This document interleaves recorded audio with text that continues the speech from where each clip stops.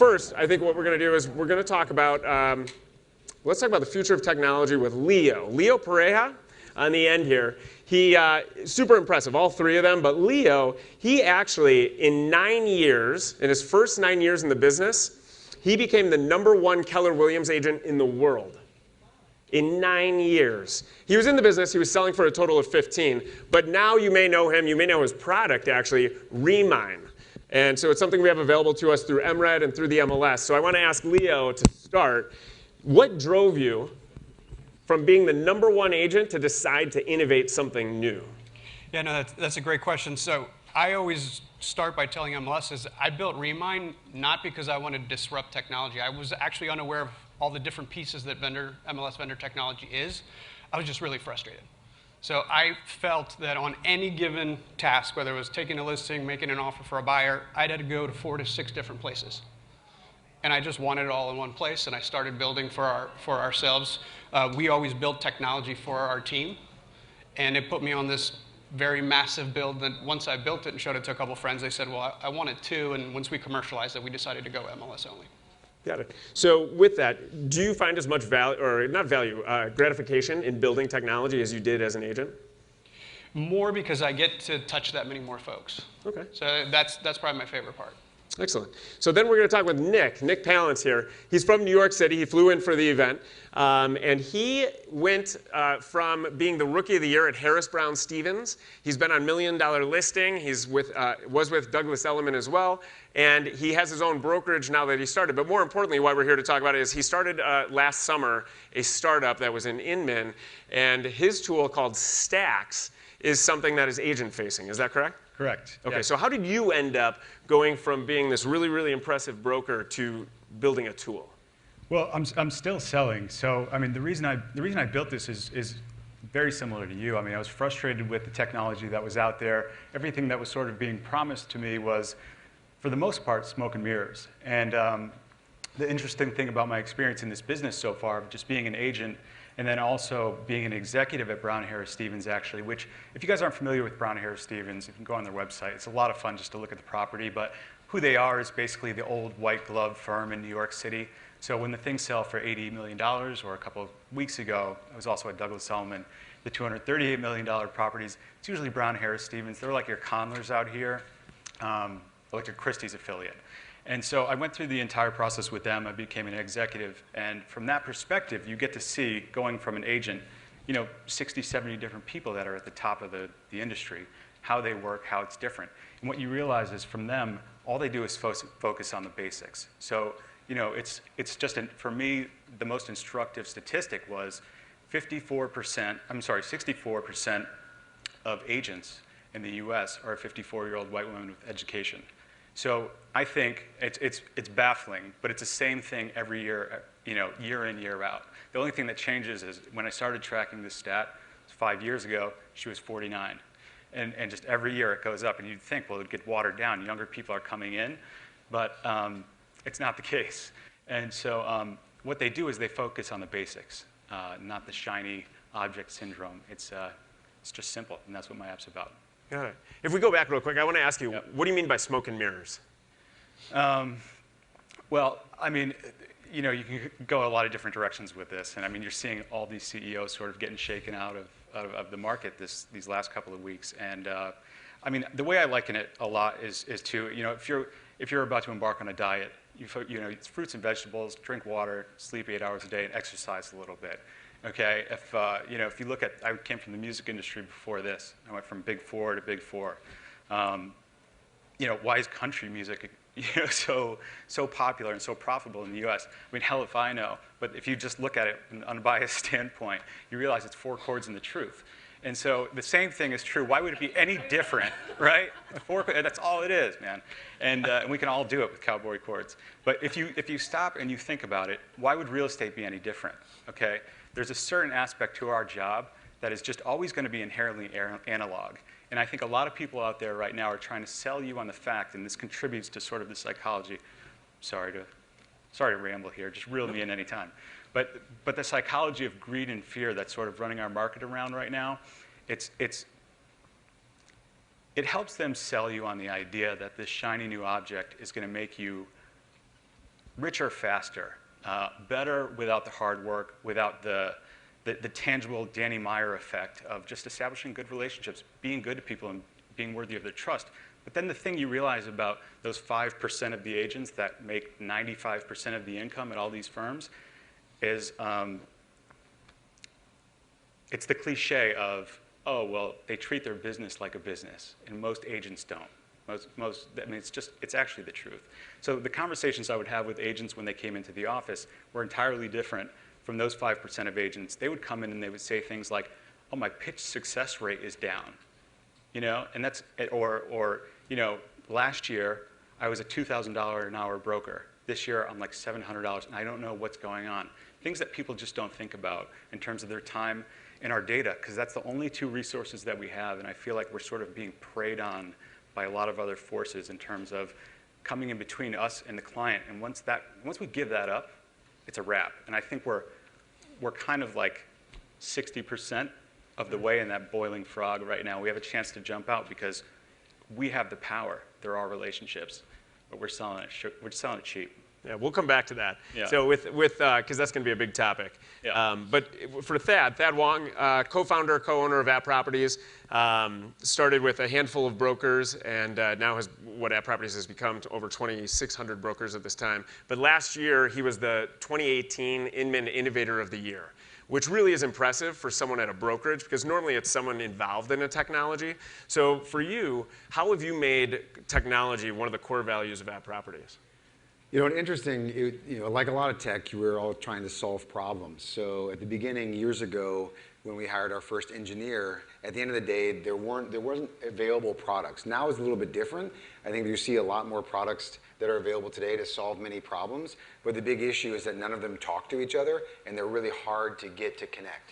So, and when you work with one and it doesn't speak with the other, it's really difficult to get the time and the energy from the engineers when you're a customer, a small customer, to have them write the code so it fits perfectly for you. So we started just by writing our own solutions. So what are the things that are the biggest pain points for agents? Well, back then, it was all of everything that went with a contract. How do we digitize that? How do we make that so that the communication on the contract also connects with their CRM? How do we then, in our latest version of the digital CMA, how do we take the information of the home, the future information as far as what our predictions are going to be, and the past, give it to the agent to interact with the consumer so that they are a better reflection of where we are going as an industry, and not walking into somebody's house with some papers printed out that have no answers on the papers, and you can't ask the paper any questions, and the seller asks the agent a question and they have to whip out their phone and get the answer, where in reality we can all agree that a better consumer experience is going to be when all of that is digital and you're the face of it as the agent, so you're the gatekeeper. But then you can also answer the seller's questions and build a closer relationship by providing solutions. So at the end of the day, it was just, my customer is the agent of App Properties, so I have to build solutions to help, number one, make their life easier when they're conducting business, and number two, help them grow. How do we use technology to get them to grow their volume and grow their market share? Well, let me toss this up there. What do you think is more valuable, consumer-facing or broker-facing? For any of you. For who? To who? I mean, you have to say consumer-facing, because those are the multi-billion-dollar faces that are being traded publicly right now, and those are the highest valuations. For our business, it is customer-facing. Mm-hmm. So there's lots of different businesses, but if I were to invest in a startup, it would be consumer-facing. If I were to have a business that operated from the ground up, which I have, it's for the brokers. Sure.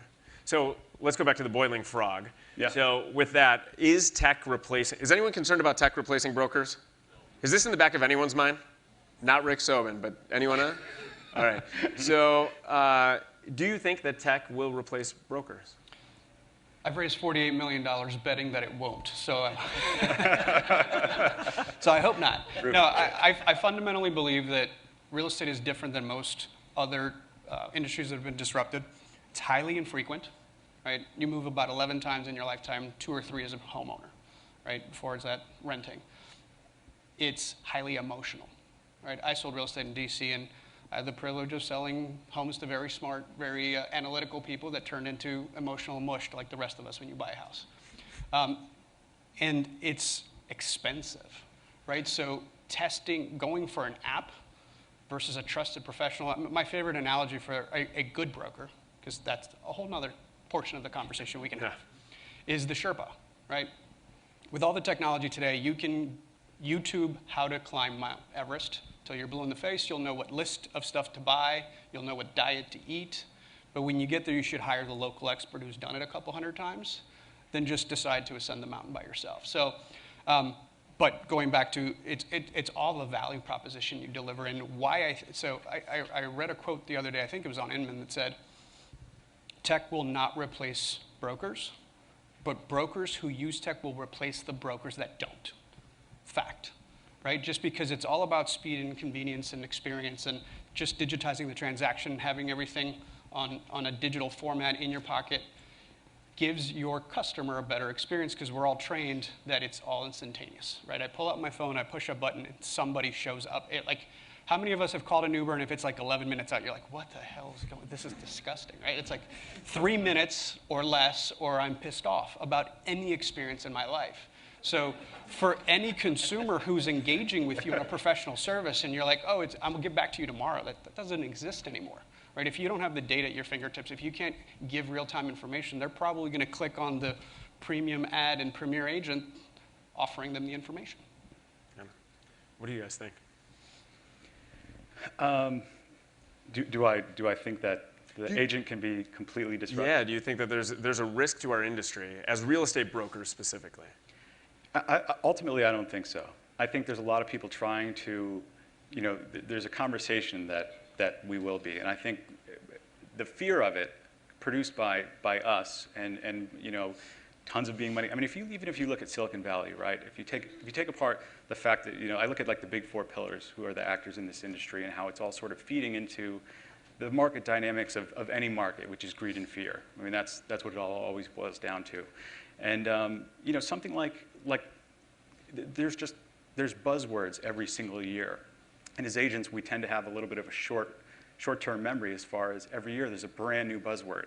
And so whether it was VR one year, or it's AI, or this year all you do is you go on Inman and you hear about the end-to-end platform.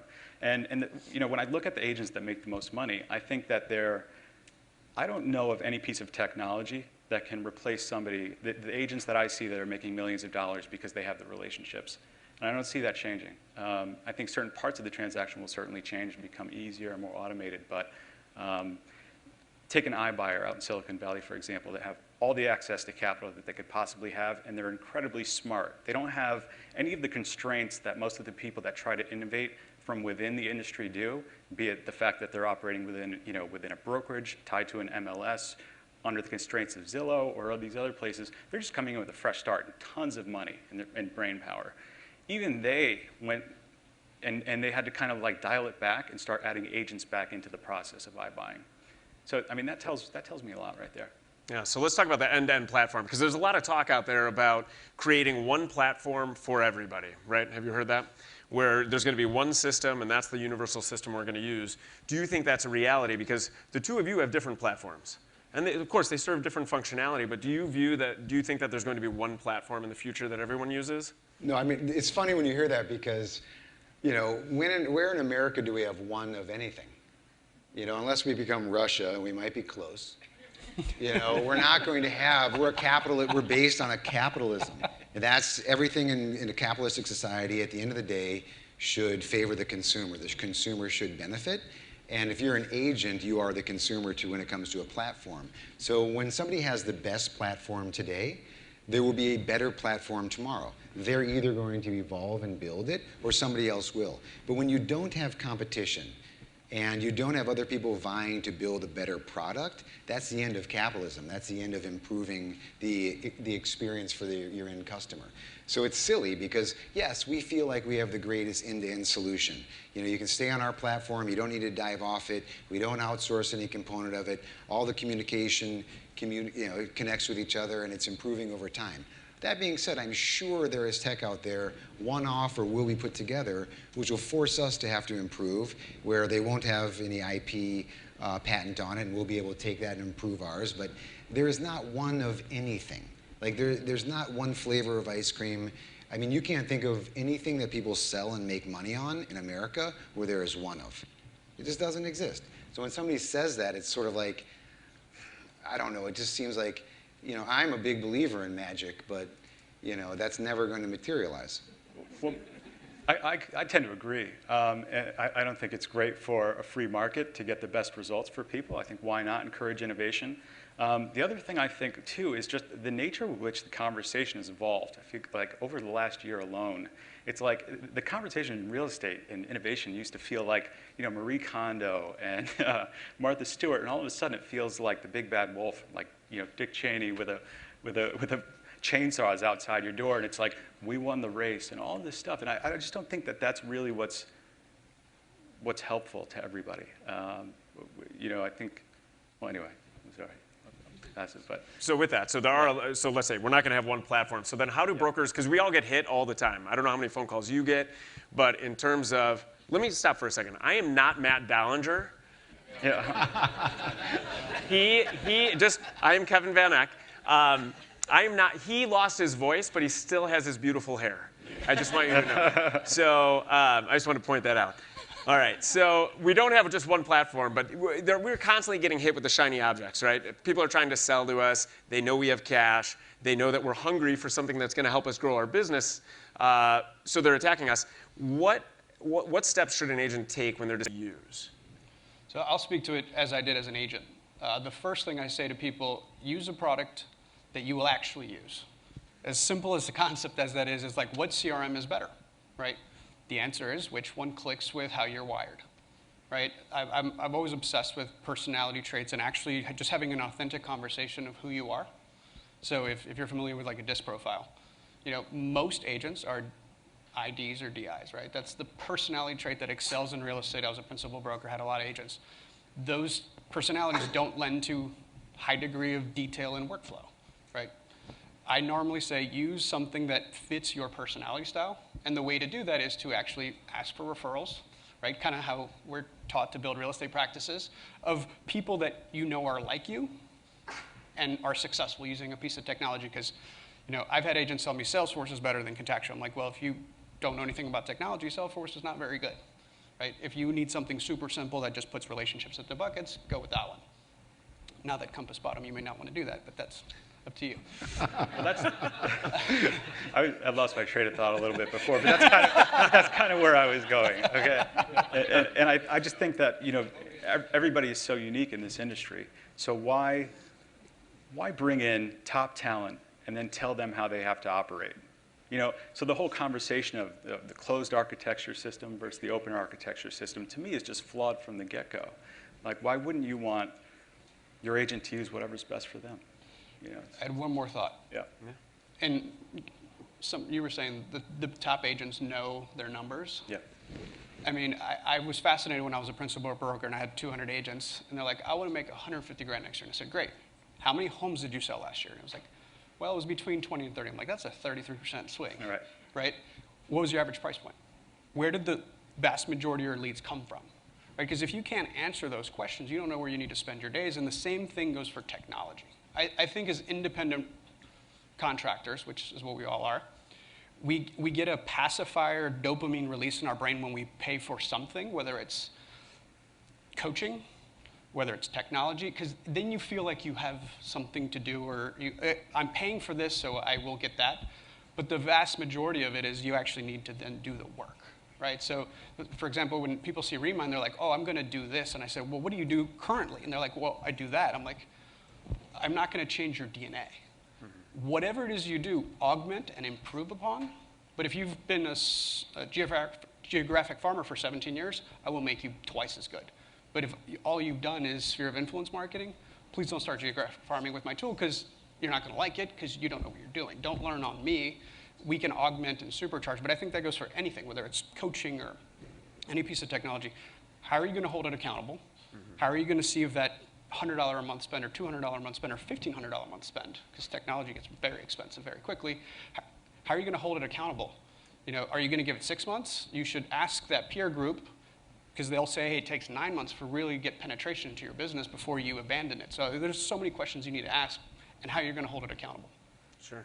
And what questions should they ask you? So we're interviewing a tech provider, a tool, a resource. What questions should brokers ask you when they're determining whether or not to contract? Yeah, no, like Thad's questions are really good. Does it integrate? Is that important to you? Because what I've learned now that I'm on the technology side, I'm fascinated when I launch an MLS system and I look at the roster table. Let's say there's 4,000 brokers in an MLS. It was an eye-opener because I belong to 100-person plus brokerages, and there's 98% are 5 or less people, right? So the solutions we need vary quite a bit based on who you are and what business you serve. So it's having that conversation with yourself, because a salesperson on the other end is good, and you need to know that they're actually solving a need you have, versus if you don't know your numbers or you don't know your metrics. Some softwares, so funny software thing to me is Infusionsoft is a CRM, right? Everyone's heard of it, for small to mid-sized businesses. The salespeople at Infusionsoft use Salesforce, right? Because it's a large-scale enterprise solution, right? So is what you're buying something you even need, right? So start with those questions. Sure. So what do you think? So as you're interviewing new technology and tools, are there any fads you think that are out there? Anything that's a flash in the pan that won't be here in a number of years? That people are buying? Yeah. I don't know. There's so much out there that is trying to solve a problem. And the one thing I was going to mention to the previous statements is that if all of you are working on a technology and you all wrote it on a piece of paper and you threw it on the floor, we would have probably 40 different tools that each of you are working on. So everyone has a different problem that they're trying to solve. Everyone is good at different things. And so finding the technology first that's going to either speed up your life and make efficient something that's really inefficient, or help you make more money at the end of the day. Those are the two things. And it's not going to be the same technology for everyone. And then your question about the fads. Yeah. Do you think there's anything that's here that's flash in the pan? The only thing I'll say is that I think that when it comes to fad, the thing in the last 5 years that's made the most money is leads, right? No one has spent more money on leads than today. And Zillow was the smartest player in the room. They realized, hey, I can get 100% of the commission on any lead that I provide that closes without doing any work. So leads are like scratchies for agents. I take my kids and I want to teach them how gambling is bad. I took them to the 7-Eleven. We spent $20 on scratchies. We won 8. Okay? They were thrilled. We won $8 and they wanted to buy more. Same thing, when you're an agent that's relying on the leads from Zillow, it doesn't matter if the price goes up. You have this fear of missing out on the big one. And everybody hears the story of the big lead that they closed and it was the #1, in their region. I don't know. It is the cost of the leads, in my opinion, have now exceeded the volume that they're producing. And you have to be really aware. You might be amazing at lead gen, and it could be Matt Laracy is probably great at it. His numbers probably work. But from our metrics, even with our best people, we're making about 35 to 50 cents a dollar. That's a lot. That's a lot of work for a 30 to 50% return on your investment, when the time component being invested into that is about 70% of their week. So that's not a model when I look at it when technology. So when I say fad, I don't think leads are a fad. That being said, it's not sustainable. The prices where they're going are not sustainable for the average agent. It will evolve where only a few people get all of those leads, and that will be their business model. So to piggyback on that, I think we've already seen that shift. And we were talking before the panel started. I've been in the business 17 years. And the first 12 years of my career, I actually timed the market really well just by being aware. So I've made it my job to stay in communication with agents from across the country. I live in DC, so I was talking to agents in California constantly because I wanted to know what they were doing with marketing. I wanted to see when markets shifted, because history told me that the last 2 or 3 cycles, if it happened in LA and San Francisco, I was next.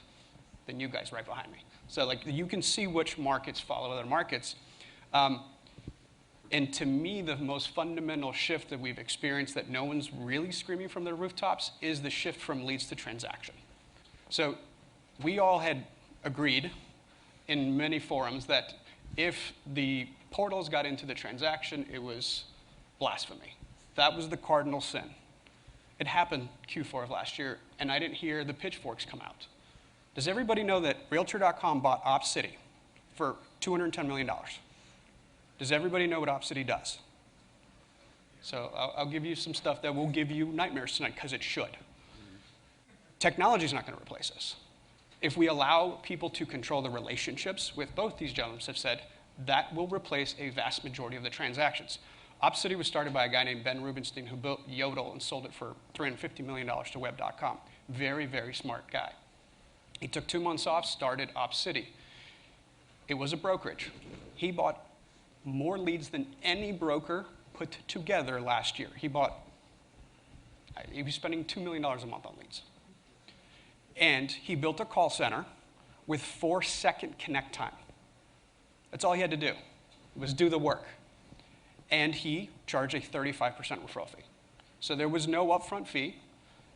He was using AI because he would sign the deal with the brokerage. So if you got a referral in Houston and the buyer was in the Woodlands, he would connect you to the agent who's done 18 transactions in the Woodlands in the last 6 months. And his close ratio was 5 times higher than the average internet lead. Realtor.com bought him.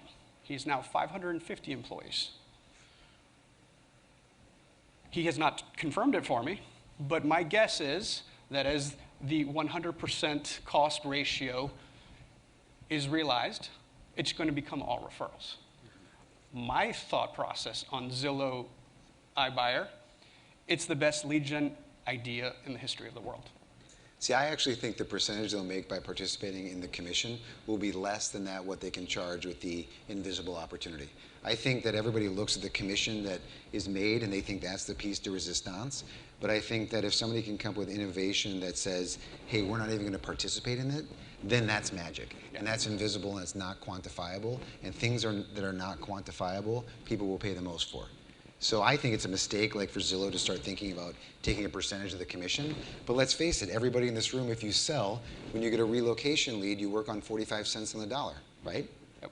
And who here is not going to accept a reload lead? So let's be 100% honest, as long as all the doors are locked. Everybody here is willing to work for 50 cents on the dollar. Yep. So what's holding the price to where it is? We are. So that's the only thing I want. I am never overly confident that technology cannot replace the broker. I think that Eric Wu from Open Door, I think he's one of the smartest guys I've ever listened to and read about. I think his algorithm and what he's building as a macro iBuyer is genius. And I think that that platform, I don't know if it'll be Open Door, but I would bet 7 years from now, 8 years from now, that could be 25% of our market. So it doesn't replace the broker, but what it does is it forces the broker to create a better value proposition, which gives a reason for the consumer to hire them. And that is what I'm talking about, is technology benefiting the consumer. All this technology benefits the consumer. Now, does it benefit you directly because it pushes down commissions or it makes it more competitive? No. But technology is not here to preserve our existence. It's here to enhance the experience and the pricing of the consumer. So that's why when you talk with brokerages, they're always head-to-head against technology. But it's hard to be against something that benefits the consumer, because then you are truly not a consumer advocate. Now you're no longer working in the best interest of the consumer.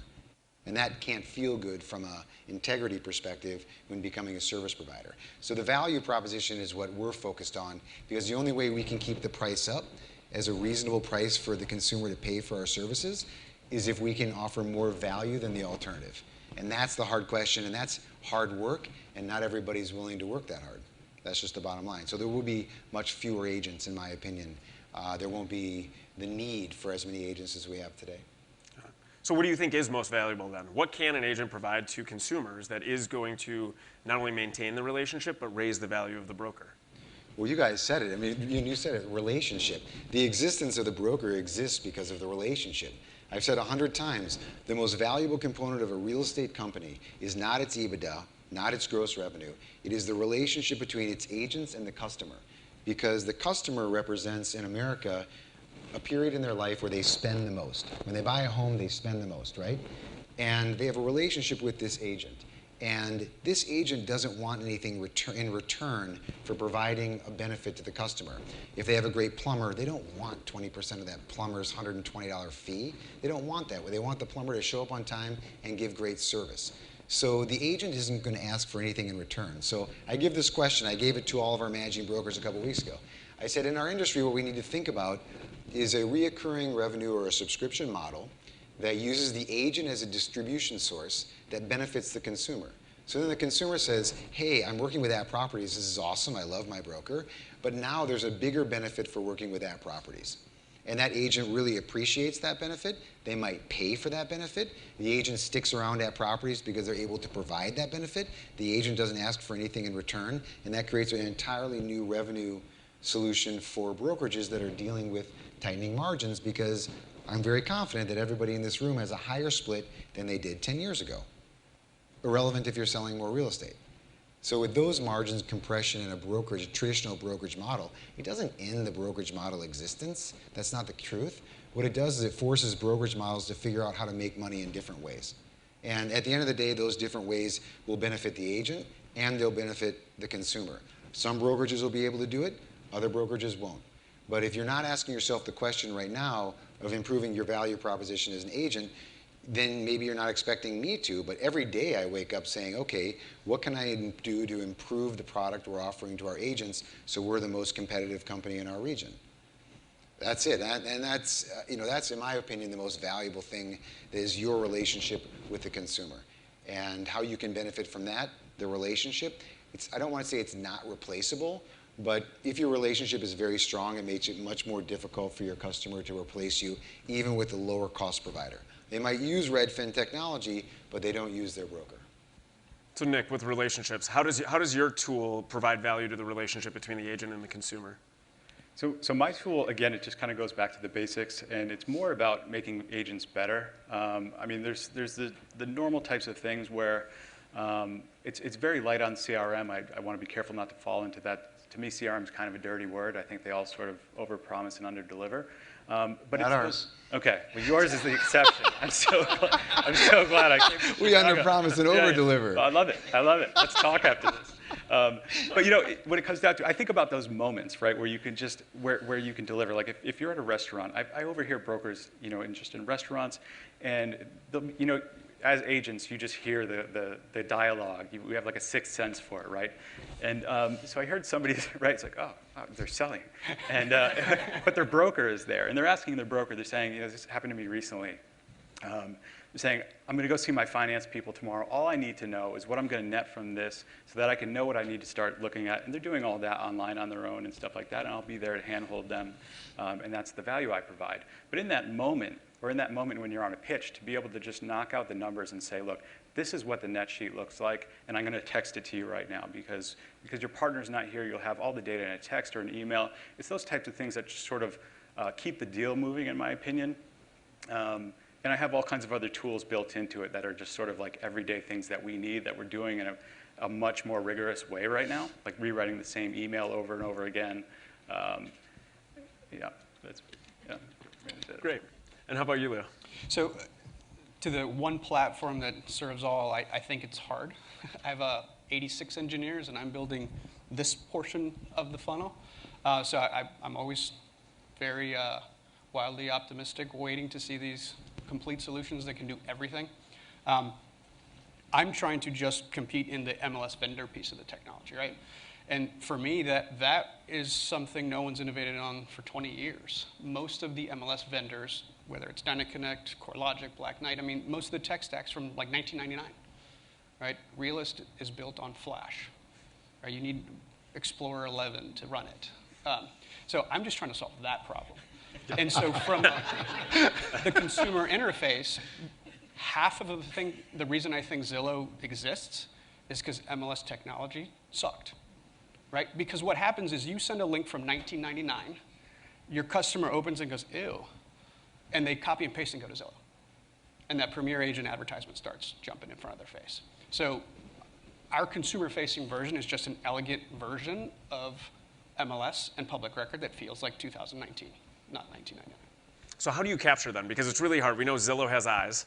Trulia has eyes. They have the consumer. So how do you get the consumer to remine from those syndicated sites? Yeah, no, and I'm not going to compete with that. For us, it's, this is an MLS-provided tool with all of it in one place, and when you share it out, it feels contemporary, it's mobile, I mean, just the thought that the static search in every MLS system is one directional, right? You create a search for 3-bedroom, 2-bath for $500,000, they realize they had champagne taste on a beer budget and need to adjust. They need to physically call you for you to readjust the dials on 1999.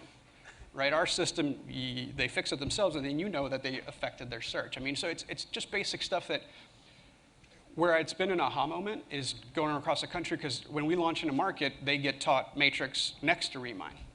And if you're 36 and see both of them for the first time, they actually say, I'm not bothering with that. This actually feels normal and contemporary. Versus we take for granted that we've been using these tools for 17, 20, 24, 23 years from the last group. And it's not intuitive at all. It feels like a library catalog lookup system from college. And it returns rows and columns. That's not visual. Like every other piece of technology that deals with real estate shows you a map with pictures. And we have to break out our reading glasses because it's just hideous. But if you want to get frustrated, think about this. Because we could have done this like a decade ago. Realtor.com, okay? Yes. NAR owns 6% of it. I was working to get a bundle of people together to raise cash to buy it. Our idea was different. Our idea was going to be to copy Zillow as a lead gen, and we'd make far more money. But here's what could have happened. NAR could have said, oh, it's $1 billion. Okay, Rupert Murdoch, we have 6%. We're going to buy this and turn it into a national MLS platform, which is broker agnostic, and we're going to capitalize on all the advertising from everything else you have to sell to a consumer. They would have made a fortune. Instead of paying dues, you have all received checks, and we would have a national MLS that was already built a decade ago.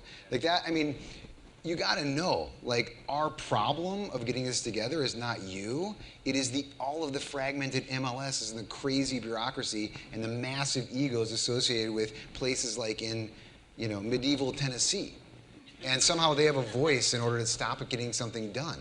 So it was so easy to have a national MLS, and we totally blew it. Shame on us. We deserve what we're receiving right now. It was so easy, and it was handed to us, and no, there were too many egos in the room to do it. There was another group that was all of CEOs of companies around the country, and we're all sitting around trying to do the same thing. You think we could get something done? Absolutely not. It was so important for each person to have their name and their stamp on it. It was a joke. It was a joke. Like, we're talking about saving the industry back then. It's different now, but it could have been saved. It was easy saved. It was like a scratch on your knee. Now it's like you have body limbs all over, and it's impossible to put it back together.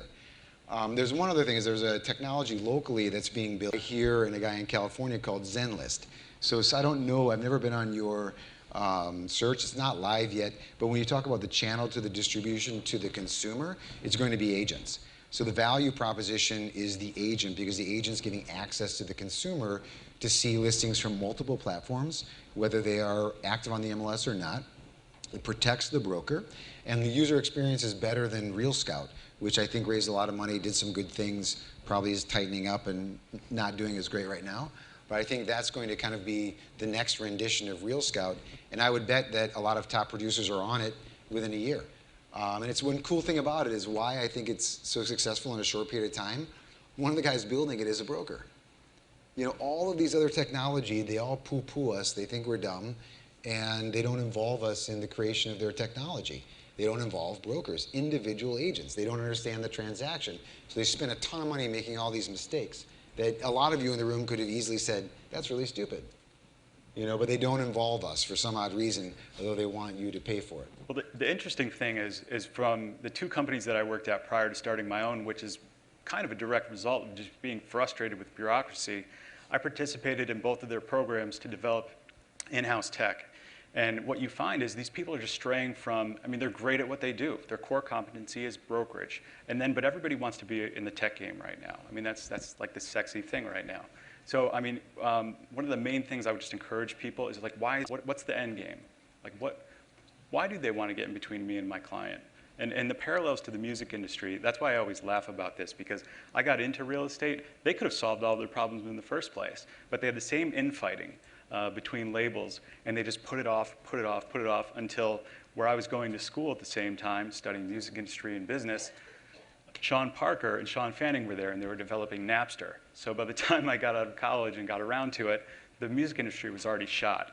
And so the main thing is just that who knows? Who really knows what the future is in terms of like, are we going to be disrupted? I think there's two types of forecasters: those that don't know the future and those that don't know they don't know the future, right? And the interesting Which thing. one are you? I'm firmly in the first camp. I have no clue, but I want to be part of the solution. And so for me, the reason why I have my own brokerage now and this own tech company is because I'm completely unencumbered by debt. I'm unencumbered by a brokerage, trade organization, an MLS, or anything, and I want to start out that way. It's probably not the best, I'm sure I could get growth much faster that way. But what I want is just a pure solution from my fellow brokers. And I've had a ton of participation with a couple of brokers in Chicago. It's been really great. But I think we have to realize that that's actually where the power lies. And so when you're looking at other solutions, just to say, well, okay, you want me to put all my contacts into your system and bucket them and tell you where they're all from, categorize them, just give it to you. Also, Just your notes rate, like favorite pillage, color the whole- purple. Yeah, I mean, it's to me, it's the whole thing. Everybody has to stop and realize, oh shit, they have a huge end game here. They're going to be billionaires. I'm not going to be a realtor anymore. I mean, you have to think about it a little bit harder, I think. And so just ask people, well, do I still own my data? What are you doing with it? The whole thing is about respecting and protecting data. And so, I mean, that's just where I'm at. So I encourage you to kind of collaborate with me and build the best thing that we could build. So what makes the three of you excited? So and not your own product. You're not allowed to say that. Sorry. But what makes you excited? What technology is out there that you think is maybe here to stay, but something that's really benefiting that relationship? So two comments. A, I'm excited because the consumer's going to win. When we think of the real estate transaction, it is an asinine process compared to others, right? Especially the mortgage side of it. So to me, the most exciting technological shifts that'll happen in the next 18 months is the mortgage process. Fannie Mae rolled out the day one certainty. That's what's powering Rocket Mortgage, Redfin's mortgage app, Open Doors. Fannie Mae put out a product, I think over a year now, almost 2 years now, where they will buy a loan by doing electronic verification of income, assets, the whole thing with reps and warrants, and the person running the program wants the average American loan to close in 10 days. So it is a digitized mortgage process. Once that actually works at scale, think about seeing a house and you can close by Friday by clicking 3 things inside of an app and authenticating Paychex, Bank of America, and Charles Schwab. It's all electronically today, but they'll be able to pull it and you can get a DU approval in minutes. That actually makes your offer almost cash equivalent, right? The reason the iBuyers have come to size and scale, in my humble opinion, is because the process sucks, where we'll take a discount for certainty. That's actually what you're trading for. It's like, hey, I'll pay the convenience fee, because that's what it's called in their net sheet, and it's substantial, because taking your house off the market, packing up the kids, getting a moving truck is an emotionally taxing and difficult portion of the transaction if it falls through. Right. So I think as technology gets everybody to I'm ready to close by tomorrow, in a cash equivalent behavior, it starts creating a very frictionless process, which then again leads to innovation, which is better for the consumer. So I completely agree with what Thad said. That's going to happen. It will create commission compression because what we do becomes reduced. But the positive side of that, I think that allows you to do more with less time. And if you focus on what's important, ours survey every year, 176 pages last year, and it's boring as hell, but I read it cover to cover because I'm fascinated by consumers think, right? 54% of people surveyed think the most important thing you do is negotiate. So I always ask agents, what did you do in the last 12 months to get better at negotiating? Have you actually attended a negotiation boot camp, right? The second thing they think that's very important is preparing a home for sale, right? Can you articulate to a customer that if they spend $800 on replacing the hardware from brass to brushed nickel, and then spending the money on the cabinet versus the granite versus the bathroom will improve days on market, will reduce price reductions? Can you articulate a 2-to-1 to 3-to-1 spend, or just reduce 6 months to 2 months in a depreciating market as if the market's shifting? Are you an expert in what consumers find value today? Because 75% of the people polled said, I would use a realtor, right? They see value in what we do. but something like 84% of everyone who's bought a house last year saw it before they actually picked the realtor on a portal. Right? If you know that to be a fact, one of my scripts when I still sold real estate was, hey, congratulations, Mr. and Mrs. Buyer. You're approved for $350,000. This is going to be a super amazing experience. It's your first time. I'll be holding your hand. By the way, this is a collaborative effort. And I guarantee you the house we ultimately write on, you will find first on Zillow. That's okay. That's part of your collaboration in this process.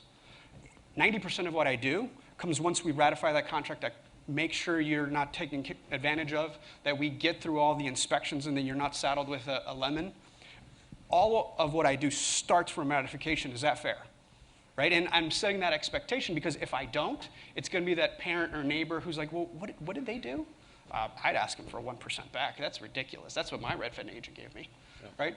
Yeah. So if you guys can all predict the future on how a transaction works. Like a first-time home buyer, I say the week of closing, I'm going to make a deal with you. You're going to be in a super important meeting, and your lender is going to call you with something asinine, and the world's going to end. Right? They're going to ask you for your blood sample. It's going to be insane. And you're going to be so pissed, but in that moment, I want you to stop and laugh out loud and go, Leo's a genius. He predicted the future. Is that fair? Right? So if you start behaving that way with the information, that's where I think big data is actually interesting, right? What do you do in Groundhog Day in your realtor role and automate it, right? Create those templated emails. Create scripts where exactly you can tell what's going to happen because it happens 9 out of 10 times. And then when it happens, it reinforces your value proposition to the consumer. Well, this is great. We do have to wrap. We could probably spend another 30, 45 minutes, an hour talking with these three, right? So join me in giving them a hand. Thank you so much, gentlemen. Really appreciate it.